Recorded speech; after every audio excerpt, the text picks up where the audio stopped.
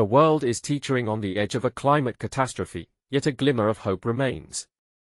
Despite fierce resistance and deep divisions, the recent COP30 summit in Belém, Brazil, managed to keep the fight against climate change alive, barely. But here's where it gets controversial. While the agreement fell short of ending the fossil fuel era or halting deforestation, it did reaffirm global commitment to climate cooperation in an era marked by nationalism, war, and distrust. Is this enough, or are we merely delaying the inevitable? The UN climate chief, Simon Stiell, acknowledged the harsh reality: we're not winning the climate fight, but we're undeniably still in it. Held against the backdrop of the Amazon, COP30 was meant to be a turning point, yet it struggled to deliver on its most ambitious goals. Countries led by Saudi Arabia blocked efforts to phase out fossil fuels, and plans to end deforestation were pushed to the sidelines. But this is the part most people miss. Even in the face of such setbacks, 194 nations stood united, choosing science, economic common sense, and solidarity over division.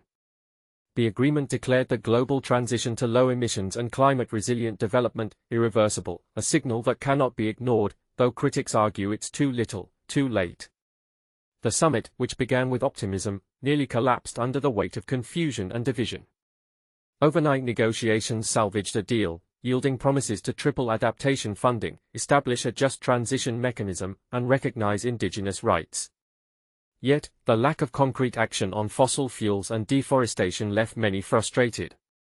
Is this incremental progress a victory, or a failure to meet the urgency of the crisis?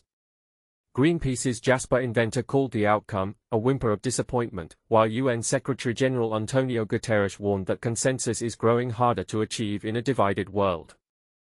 The EU's Wopke Hoekstra called it a huge step in the right direction, but even he admitted it wasn't perfect.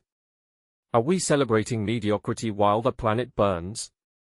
Indigenous voices, though recognized for the first time in the agreement, felt excluded from negotiations.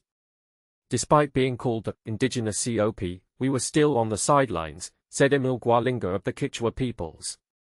Meanwhile, climate scientist James Dyke slammed the failure to address fossil fuels directly, calling it shameful. Yet, amidst the gloom, civil society roared back with vibrant protests in Belém, a reminder of the grassroots energy driving this fight.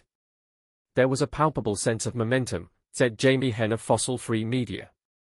So, here's the question: is COP30 a stepping stone or a stumbling block? And what will it take for the world to finally act with the urgency this crisis demands?